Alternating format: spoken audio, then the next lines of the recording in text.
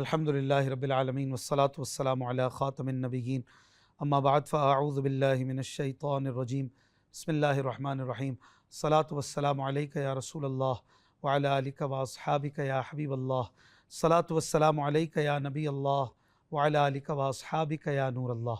Madani channel के नाज़रीन, देख रहे हैं प्रोग्राम कुरान पाक तर्जमा व तफसीर के साथ। अल्हम्दुलिल्लाह इस प्रोग्राम में हम कुरान शरीफ की आयतें, उनका तर्जमा और उनकी तफसीर सिरातुल जिनान तफसीर कुरान से बेतरतीब सुन रहे हैं और अब तक 13वां पारा और सूरह राद आयत नंबर 29 तक हमारा दर्स पहुंच चुका है। अल्लाह पाक कुरान शरीफ के मुताबिक हमें अपनी ज़िंदगी गुजारने की तौफ़ीक़ अता फ़रमाए।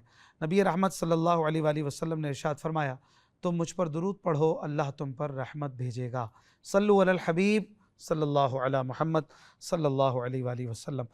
अऊज़ु बिल्लाहि मिनश शैतानिर रजीम बिस्मिल्लाहिर रहमानिर रहीम। कज़ालिक अर्सलनाक फ़ी उम्मतिन क़द ख़लत मिन क़ब्लिहा उममुन लितत्लुव अलैहिमुल्लज़ी औहैना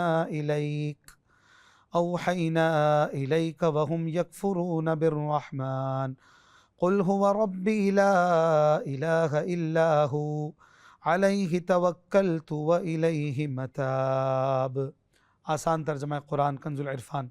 इसी तरह हमने तुम्हें इस उम्मत में भेजा जिससे पहले कई उम्मतें गुजर गईं, ताकि तुम उन्हें पढ़ कर सुनाओ जो हमने तुम्हारी तरफ वही भेजी है, हालांकि वो रहमान के मुनकिर हो रहे हैं। तुम फरमाओ, वो मेरा रब है, उसके सिवा कोई माबूद नहीं, मैंने उसी पर भरोसा किया और उसी की तरफ मेरा रुजू है। नाज़रीन इकराम, यहाँ पर अल्लाह पाक फरमा रहा है कि ए हबीब सल्लल्लाहु अलैहि वसल्लम, जिस तरह आपसे पहले अंबिया इकराम अलैहिमुस्सलातु वस्सलाम को गुज़िश्ता उम्मतों की तरफ भेजा, इसी तरह आप सल्लल्लाहु अलैहि वसल्लम को इस उम्मत की तरफ भेजा। तो आपकी उम्मत सबसे आखिरी उम्मत है और आप सल्लल्लाहु अलैहि वसल्लम ख़ातमुल अंबिया हैं।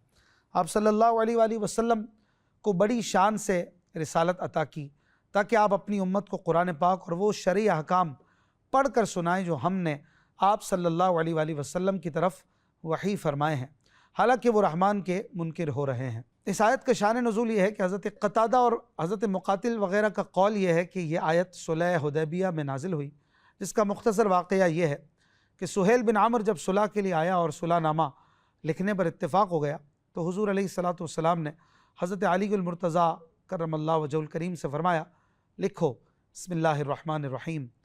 कुफ़ार ने इसमें झगड़ा किया और कहा कि आप हमारे दस्तूर के मुताबिक बिस्मिकल्लाहुम्मा लिखवाइए। इसके मुतालिक आयत में इरशाद होता है कि वो रहमान के मुनकिर हो रहे हैं। ए हबीब, आप इनसे फरमा दें कि रहमान तो वही है जिसकी मारिफत और पहचान से तुम इनकार कर रहे हो। वो मेरा रब है, उसके सिवा कोई माबूद नहीं, मैंने अपने तमाम उमूर में उसी पर भरोसा किया और उसी की तरफ मैं रुजू करता हूँ। आगे अल्लाह पाक इरशाद फरमाता है, वलौ अन्न क़ुरआनन सुय्यरत बिहिल जिबालु औ क़ुत्तिअत बिहिल अर्दु औ कुल्लिम बिहिल मौता बल लिल्लाहिल अम्रु जमीआ अफलम ययअसिल्लज़ीना आमनू अल्लौ यशाउल्लाहु लहदन्नास जमीआ वला यज़ालुल्लज़ीना कफ़रू तुसीबुहुम बिमा सनअू क़ारिअतुन औ तहुल्लु क़रीबम मिन दारिहिम हत्ता यअतिय वअदुल्लाह इन्नल्लाह ला युख़लिफ़ुल मीआद। आसान तर्जमा कुरान कंजुल इरफान। और अगर कोई ऐसा कुरान आता जिससे पहाड़ टल जाते या ज़मीन फट जाती या मुर्दों से बातें की जाती, जब भी ये काफिर न मानते, बल्कि सब काम अल्लाह ही के इख्तियार में है, तो क्या मुसलमान इस बात से नाउमीद ना हो गए कि अगर अल्लाह चाहता तो सब आदमियों को हिदायत दे देता और काफिरों को उनके अमल की वजह से हमेशा हिला देने वाली मुसीबत पहुँचती रहेगी, या आप उनके घरों के नज़दीक उतरेंगे यहाँ तक कि अल्लाह का वादा आ जाए। बेशक अल्लाह वादा खिलाफ़ी नहीं करता।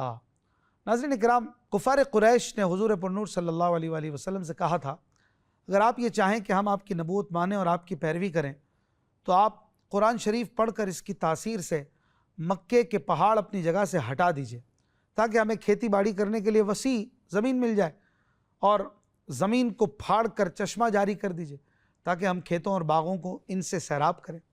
कुसै बिन किलाब वग़ैरह हमारे मरे हुए बाप दादा को भी ज़िंदा कर दीजिए ताकि वह हमसे कह जाएं कि आप सच्चे नबी हैं। इसके जवाब में ये आयत नाजिल हुई और बताया गया कि ये हीले बहाने करने वाले किसी हाल में भी ईमान लाने वाले नहीं, सब काम अल्लाह पाक ही के इख्तियार में है। तो ईमान वही लाएगा जिसको अल्लाह पाक चाहे और तौफीक दे, उसके सिवा और कोई ईमान लाने वाला नहीं, अगरचे उन्हें वही सब निशानियां दिखा दी जाएं जो वो तलब कर रहे हैं। इससे मालूम हुआ कि कुरान मजीद के अनवार को निगाह बसीरत से देखना ही हकीकी तौर पर फ़ायदा मंद है, क्योंकि कुफ़ार कुरान करीम के नूर को निगाह बसीरत से यानी दिल की निगाह से नहीं देखते थे, इसीलिए वो इसके बरहक होने की बुरहान का मुशाहिदा न कर सके और हक़ कबूल करने से महरूम रह गए। इसलिए जो ये चाहता है कि उसका दिल कुरान अज़ीम के नूर से मुनव्वर हो जाए और कुरानी आयात की तासीर उस पर असर करे, तो वो निगाह बसीरत से कुरान शरीफ की तिलावत करे और इसे समझ कर पढ़े और इसमें दिए गए अहकाम पर अमल करे और जो ममनुआत है, जिनसे मना किया गया, उन चीज़ों से बाज रहे। तो इंशाअल्लाह उसका दिल कुरान पाक के नूर से जगमगा उठेगा और वो इसकी आयत की तासीर अपने ज़ाहिर व बातिन में देख लेगा। इस आयत में मज़ीद ये फरमाया गया, क्या मुसलमान इस बात से नाउम्मीद ना हो गए कि इन्हें जितनी भी निशानियाँ दिखा दें ये मानने वाले नहीं? तो इस आयत में मुसलमानों को जवाब दिया गया जिन्होंने कुफ़ार की नई नई निशानियाँ तलब करने पर यह चाहा था कि जो भी ये निशानी तलब करते हैं इनको दिखा दी जाए ताकि ये मान जाए। इसमें उन्हें बताया गया कि जब ज़बरदस्त निशानियाँ आ चुकी और शकूक व शुबहात की तमाम राहें बंद कर दी गई, दीन की हक़ानियत रोज़े रोशन से ज़्यादा वाज़े हो चुकी, इन वाज़े दलाइल के बावजूद लोग मुकर गए और हक़ का एतराफ़ ना किया, तो इससे ज़ाहिर हो गया कि वो इनाद की वजह से ऐसा कर रहे हैं। और इनाद बुग़्ज़ रखने वाला किसी दलील से भी नहीं मानेगा, कभी भी नहीं मानेगा। तो मुसलमानों को अब इनसे हक़ कबूल करने की उम्मीद नहीं रखनी चाहिए। क्या अब तक इनके इनाद का मुशाहिदा करके वाज़े निशानियों और दलाइल से इनका मुँह फेरना ना देख लिया आपने? अब इनसे कबूल हक़ की उम्मीद कैसे रखी जा सकती है? अलबत्ता अब इनके ईमान लाने और मान जाने की यही सूरत है कि अल्लाह पाक इन्हें मजबूर कर दे, इनका इख्तियार छीन ले। ऐसा नहीं होता, अल्लाह ताला इस तरह किसी को हिदायत नहीं देता। अल्लाह ताला चाहता तो इस तरह तो सबको हिदायत दे देता, कोई काफिर ना रहता, मगर आजमाइश और इम्तिहान में भी हिकमत है और ये दुनिया दारुल इम्तिहान है। फिर फरमाया गया कि वला यज़ालुल्लज़ीन कफ़रू तुसीबुहुम बिमा सनअू, यानी कुफ़ार अपने कुफ्र और ख़बीस आमाल की वजह से तरह तरह के हादसात, मुसीबतें, आफतें, बलाएँ इनमें मुब्तला रहेंगे, कभी कहत में, कभी लुटने, कभी मारे जाने में, कभी कैद में। चुनांचे सरकार दो आलम सल्लल्लाहु अलैहि वसल्लम के ज़माने के कुफ़ार इन्हीं चीज़ों में गिरफ़्तार होते रहे और ये ख़बर सच्ची होती रही। फिर फरमाया कि औ तहुल्लु क़रीबम मिन दारिहिम, या आप इनके घरों के नज़दीक उतरेंगे, यानी ए हबीब सल्लल्लाहु अलैहि वसल्लम आप हुदैबिया के दिन उनके घरों के नज़दीक अपने लश्कर के साथ उतरेंगे, यहाँ तक कि अल्लाह पाक की तरफ से फ़तह व नुसरत का, रसूल करीम सल्लल्लाहु अलैहि वसल्लम और उनका दीन गालिब होने का और मक्का फ़तह होने का वादा पूरा हो जाए। बेशक अल्लाह पाक अपने वादे के ख़िलाफ़ नहीं करता। अगली आयत में अल्लाह पाक इरशाद फरमाता है, वलक़द इस्तहज़िअ बिरुसुलिम मिन क़ब्लिक फ़अमलैतु लिल्लज़ीन कफ़रू सुम्मा अख़ज़्तुहुम फ़कैफ़ कान इक़ाब। आसान तर्जमा कुरान कंजुल इरफ़ान। और बेशक आपसे पहले रसूलों का मजाक उड़ाया गया तो मैंने काफिरों को ढील दी, फिर मैंने उन्हें पकड़ लिया तो मेरा अजाब कैसा था। नाज़रीन इकराम, यहाँ फरमाया गया कि कुफ़ार मक्का ने जब उन मौजज़ात का मुतालबा मजाक उड़ाने के तौर पर किया तो ये नबी अकरम सल्लल्लाहु अलैहि वसल्लम के क़ल्ब अतहर पर बहुत गिरा गुजरा और उन बातों से आप सल्लल्लाहु अलैहि वसल्लम को बहुत अज़ियत और तकलीफ़ पहुँची। तो अल्लाह ताला ने अपने हबीब सल्लल्लाहु अलैहि वसल्लम को तसल्ली देने के लिए यह आयत नाजिल फरमाई ताकि आप सल्लल्लाहु अलैहि वसल्लम अपनी कौम के इन जाहिलाना मुतालबों पर सब्र फरमाएँ। चुनांचे इरशाद फरमाया कि हबीब सल्लल्लाहु अलैहि वसल्लम, जिस तरह आपकी कौम ने आपका मजाक उड़ाने की नीयत से निशानियाँ तलब की हैं, इसी तरह बाकी अम्बिया इकराम अलैहिमुस्सलाम की कौमों ने भी उनका मजाक उड़ाया था। फिर मैंने काफिरों को कुछ दिनों के लिए ढील देने के बाद अजाब में गिरफ़्तार कर दिया और दुनिया में उन्हें कहत, कत्ल और कैद की मुसीबतों में मुब्तला कर दिया और आखिरत में उनके लिए जहन्नम का अजाब है। नाज़रीन, इस आयत में उलमा और मुबल्लिगीन के लिए भी दर्स है कि राह खुदा में तकलीफ़ें और मुसीबतें बर्दाश्त करना अम्बिया इकराम अलैहिमुस्सलाम का तरीक़ा है। इसलिए अगर उन्हें राह खुदा में किसी तकलीफ़ और परेशानी का सामना हो तो उन्हें चाहिए कि अम्बिया इकराम के हालात और उनकी सीरत को सामने रखते हुए सब्र व तहम्मुल का मुज़ाहिरा करें। अल्लाह ने चाहा तो उनकी तकालीफ़ जल्द दूर हो जाएंगी। अल्लामा इस्माइल हक़ी रहमतुल्लाह अलैह फरमाते हैं, इस आयत से पता चला कि अंबिया इकराम अलैहिमुस्सलातु वस्सलाम और औलिया रहमतुल्लाहि अलैहिम का मजाक उड़ाना बदबख्ती की अलामत है। हदीस कुदसी में है, अल्लाह पाक फरमाता है, जिसने मेरे किसी वली की तौहीन की तो उसने मुझसे जंग का ऐलान कर दिया। यानी जिसने मेरे औलिया में से किसी को अजियत दी या किसी को गज़ब दिलाया तो उसने मुझसे जंग की। मज़ीद फरमाते हैं कि अल्लाह पाक के औलिया से मोहब्बत रखना, उनसे क़ल्बी ताल्लुक़ात कायम करना और उनकी सोहबत इख्तियार करना अल्लाह पाक के नज़दीक सबसे ज़्यादा नफ़ामंद आमाल में से है।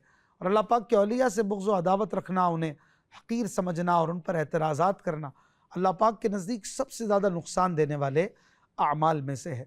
इससे उन लोगों को भी नसीहत हासिल करनी चाहिए जो अल्लाह पाक के औलिया के बारे में नाज़ेबा कलिमात कहते, उनकी तौहीन करते, उनसे अदावत व दुश्मनी रखते और उन पर एतराज़ात करते हैं। अल्लाह पाक उन्हें हिदायत नसीब फरमाए। अगली आयत में अल्लाह पाक इरशाद फरमाता है, अफ़मन हुव क़ाइमुन अला कुल्लि नफ्सिन बिमा कसबत वजअलू लिल्लाहि शुरका क़ुल सम्मूहुम अम तुनब्बिऊनहु बिमा ला यअलमु फ़िल अर्दि अम बिज़ाहिरिम मिनल क़ौल बल ज़ुय्यिन लिल्लज़ीन कफ़रू मक्रुहुम वसुद्दू अनिस सबील वमन युद्लिलिल्लाहु फमा लहू मिन हाद। आसान तर्जमा कुरान कंजुल इरफान। तो क्या वो खुदा जो हर शख्स पर उसके आमाल की निगरानी रखता है वो बुतों जैसा है? हरगिज़ नहीं। और वो लोग अल्लाह के शरीक ठहराते हैं। तुम फरमाओ, तुम उनका नाम तो लो कि वो कौन हैं जो खुदा के शरीक हैं, बल्कि तुम अल्लाह को वो बात बताते हो जिसे वो ज़मीन में जानता ही नहीं है, या यूं ही एक ऊपरी बात, बल्कि काफिरों के लिए उनका फ़रेब खुशनुमा बना दिया गया और उन्हें रास्ते से रोक दिया गया, और जिसे अल्लाह गुमराह करे उसे कोई हिदायत देने वाला नहीं। नाज़रीन इकराम, इस आयत में अल्लाह पाक ने मक्के के मुशरिकीन का रद्द और उन्हें ज़ज्र तौबीख यानी डांट डपट फरमाई है। आयत का खुलासा ये है कि अल्लाह पाक जो कि हर शख्स का मुहाफ़िज़ और उसे रिस्क देने वाला है, उसे जानता और उसके अच्छे बुरे अमाल को भी जानता है। नेकियां करने वाले को सवाब देने वाला, गुनाह करने वाले को सज़ा देने वाला है। क्या वो उन बुतों की मिसल हो सकता है जो ऐसे नहीं, बल्कि वो तो अपने आप से भी आजिज़ हैं, और जो ख़ुद से आजिज़ हों वो दूसरों को क्या नफ़ा या नुकसान पहुँचा सकेंगे। लिहाजा इबादत का मुस्तहिक सिर्फ़ अल्लाह पाक है, न कि वो बुत जिन्हें मुशरिकीन अल्लाह पाक का शरीक ठहराते हैं। फिर आगे फरमाया कि हबीब सल्लल्लाहु अलैहि वसल्लम, आप उनसे फरमाएं कि तुम जिन बुतों को इबादत का मुस्तहिक ठहराते हो उनकी हकीकत तो बयान करो कि उनका ताल्लुक़ किस जिन्स से है और वो किस किस्म से ताल्लुक़ रखते हैं। फिर गौर करो, क्या वो इबादत के लायक हो सकते हैं? यकीनन नहीं। तो अब तुम्हारे इस शिर्क का ये मतलब निकला कि तुम अल्लाह ताला को उसके शरीक की खबर दे रहे हो, हालांकि अल्लाह ताला ज़मीन में अपना कोई शरीक मौजूद ना होने की वजह से उसे जानता ही नहीं। अगर अल्लाह पाक का कोई शरीक हो सकता तो अल्लाह पाक को उसका इल्म ज़रूर होता, क्योंकि उसका इल्म हर चीज़ को घेरे हुए, और जो अल्लाह ताला के इल्म में ना हो वो चीज़ महज बातिल है। लिहाजा अल्लाह पाक के लिए शरीक होना भी बातिल और गलत है। याद रहे कि इस आयत पर अल्लाह पाक के इल्म की नफ़ी नहीं की गई, बल्कि अल्लाह पाक का शरीक होने की नफ़ी की गई। अगली आयत में अल्लाह पाक इरशाद फरमाता है, लहुम अज़ाबुन फिल हयातिद दुनिया वल अज़ाबुल आखिरति अशक्क़ वमा लहुम मिनल्लाहि मिन वाक़। आसान तर्जमा कुरान कंजुल इरफान। उनके लिए दुनिया की ज़िंदगी में अज़ाब है और आखिरत का अज़ाब यकीनन ज़्यादा सख्त है, और उन्हें अल्लाह से बचाने वाला कोई नहीं। यहाँ पर फरमाया गया कि उनके लिए दुनिया की ज़िंदगी में कत्ल और क़ैद वग़ैरह का अज़ाब है, और आखिरत का अज़ाब यकीनन दुनिया के अज़ाब के मुकाबले में ज़्यादा सख्त है, और उन्हें अल्लाह के अज़ाब से बचाने वाला कोई नहीं। इस आयत मुबारका में बयान की गई वईद अगरचे काफिरों के बारे में है, लेकिन इसमें उन मुसलमानों के लिए भी बड़ी इबरत है जो अल्लाह पाक की इताअत व इबादत से इंतहाई दूर और उसकी नाफरमानी में बहुत मसरूफ़ है। अगर उनके गुनाहों की वजह से अल्लाह पाक ने उन्हें जहन्नम में डाल दिया तो उनका जो हाल होगा इसका अंदाज़ा लगाना इंतहाई मुश्किल है। हज़रत सैयदना इमाम गज़ाली रहमतुल्लाह अलैह फरमाते हैं कि ए अपने नफ्स से गाफिल और इस फ़ानी और मिट जाने वाली दुनिया पर धोखा खाने वाले शख्स, उस चीज़ की फ़िक्र न कर जिसे छोड़ कर जाना है, बल्कि अपने फ़िक्र की लगाम को उसकी तरफ मोड़ दे जो तेरी मंजिल है, क्योंकि तुझे बताया गया कि सब लोगों को जहन्नम पर से गुज़रना पड़ेगा। कहा गया है व इम मिनकुम इल्ला वारिदुहा काना अला रब्बिका हत्मन मक़दिय्या सुम्मा नुनज्जिल लज़ीना इत्तक़व व नज़रु ज़ालिमीन फ़ीहा जिसिय्या। तर्जमा कंजुल इरफान। और तुम में से हर एक दोज़ख पर से गुजरने वाला है। ये तुम्हारे रब के ज़िम्मे पर हतमी फ़ैसला की हुई बात है। फिर हम डरने वालों को बचा लेंगे और जालिमों को उसमें घुटनों के बल गिरे हुए छोड़ देंगे।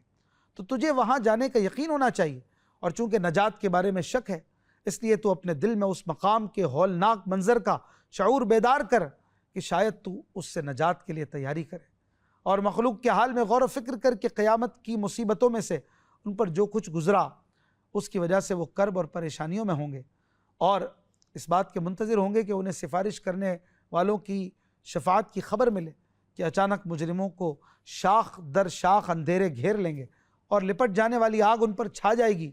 वो उसकी आवाज़ और झंझनाहट सुनेंगे जो उसके सख्त गैज़ व गज़ब पर दलालत कर रही होगी।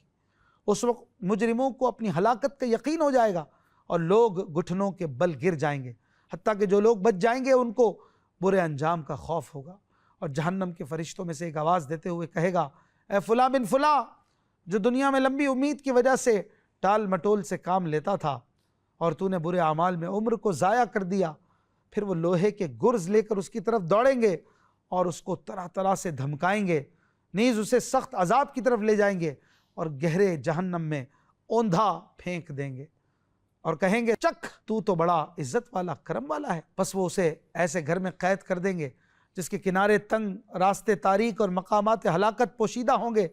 काफिर कैदी वहाँ हमेशा रहेगा, जबकि मुसलमान कैदी अपनी सज़ा पूरी होने तक वहाँ रहेगा और उस पर भड़कती हुई आग जलाई जाएगी। वहाँ उनका मशरूब खोलता हुआ पानी और ठिकाना जहन्नम होगा। आग के फरिश्ते उनको गुर्ज मारेंगे और आग उनको जमा करेगी। वहाँ वो मौत की तमन्ना करेंगे लेकिन उससे छूट नहीं सकेंगे। उनके पाँव पेशानी के बालों से बंधे होंगे और गुनाहों की तारीकी के बाइस उनके चेहरे सियाह होंगे। वो हर किनारे से पुकारेंगे और चीखेंगे, चिल्लाएंगे और जहन्नम के फरिश्ते से कहेंगे, ए मालिक, हमसे अजाब का वादा पूरा हो चुका है, बेड़ियां हम पर भारी हो गई हैं। ए मालिक, हमारे चमड़े पक चुके हैं। ए मालिक, हमें यहाँ से निकालो, हम कभी भी गुनाह नहीं करेंगे।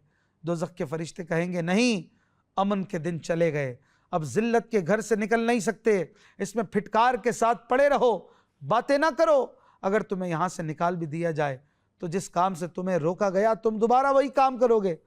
उस वक्त वो नाउमीद हो जाएंगे और अल्लाह पाक के मुकाबिल जो बातें की होंगी उन पर उन्हें अफसोस होगा, लेकिन अब ना तो उनको नदामत नजात देगी और ना ही अफसोस का कोई फ़ायदा होगा, बल्कि उन्हें तौक पहनाकर चेहरों के बल औंधा गिरा दिया जाएगा। उनके ऊपर नीचे, दाएं और बाएं आग ही आग होगी। वो आग में डूबे हुए होंगे। उनका खाना आग, पीना आग, लिबास आग, बिछोना आग होगा और वो आग के टुकड़ों, तारकोल के लिबास गुर्जों के साथ मारे जाने और भारी बेड़ियों के दरमियान होंगे। वो दोज़ख के तंग रास्तों में चलेंगे और जहन्नम की सीढ़ियों से हुजूम के साथ उतरेंगे और उनके अतराफ व जवानिब में परेशान फिर रहे होंगे। आग उन पर इस तरह जोश मार रही होगी जिस तरह हंडिया में उबाल आता है। वो तबाही और बर्बादी के साथ आवाज़ दे रहे होंगे और जब वो हलाकत का लफ्ज़ बोलेंगे तो उनके सरों पर गर्म पानी डाल दिया जाएगा जिससे उनके पेटों के अंदर का सब कुछ और चमड़े पिघल जाएंगे। उनके लिए लोहे के गुर्ज होंगे जिनसे उनकी पेशानियां चूर चूर हो जाएंगी और उनके मुंह से पीप निकलने लगेगी। प्यास की वजह से जिगर फट जाएंगे और आंखों के ढेले चेहरों पर निकल पड़ेंगे और रुखसारों के ऊपर से गोश्त गिर जाएगा और उनके आज़ा से चमड़े और बाल भी सब गिर जाएंगे। जब उनके चमड़े पक जाएंगे तो उनको दूसरे चमड़ों से बदल दिया जाएगा। उनकी हड्डियां गोश्त से खाली हो जाएंगी और अब रूहों का मरकज़ सिर्फ रगें और पट्ठे होंगे और उस आग की लपेट में उनकी आवाज़ आ रही होगी।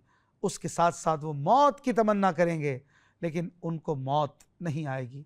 ऐ लोगों, ज़रा सोचो, अगर तुम उनको देखो तो तुम्हारी क्या कैफियत होगी। हालांकि उनके चेहरे कोयलों से भी ज़्यादा सियाह हो गए, आँखों की बीनाई चली गई, ज़बानें गुंग हो गईं, पट्ठे और हड्डियाँ टूट फूट गईं, कान कटे हुए, चमड़े फटे हुए, हाथों को गर्दनों से बांधा हुआ, पाँव को पेशानियों के साथ जकड़ा हुआ होगा।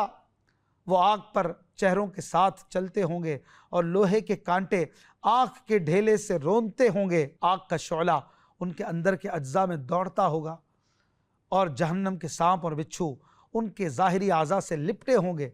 तो उनके बाज़ हालात हैं, अल अमान वल हफ़ीज़, अल अमान वल हफ़ीज़। अल्लाह पाक हमें शफ़ाअत करने वालों के सरदार की शफ़ाअत नसीब फरमा। अपने हबीब करीम सल्लल्लाहु अलैहि वसल्लम के उम्मत के गम में बहने वाले आंसुओं के सदक़े जहन्नम के अज़ाब से नजात अता फरमा। आमीन बिजाही ख़ातमिन नबिय्यीन सल्लल्लाहु अलैहि वसल्लम। अल्लाहु अकबर। नाज़रीन किराम, ये किस कदर ख़तरनाक जहन्नम के हालात हैं। हमें जहन्नम से डरना चाहिए, जहन्नम के अज़ाब से अल्लाह ताला की पनाह मांगनी चाहिए। आयत नंबर 35 से ज़िंदगी रही तो इंशाअल्लाह उल करीम अगले दर्स में अपना दर्स सुनेंगे। अपना ख्याल रखिएगा, मदनी चैनल देखते रहिए। सल्लु अलल हबीब सल्लल्लाहु अला मुहम्मद सल्लल्लाहु अलैहि वसल्लम।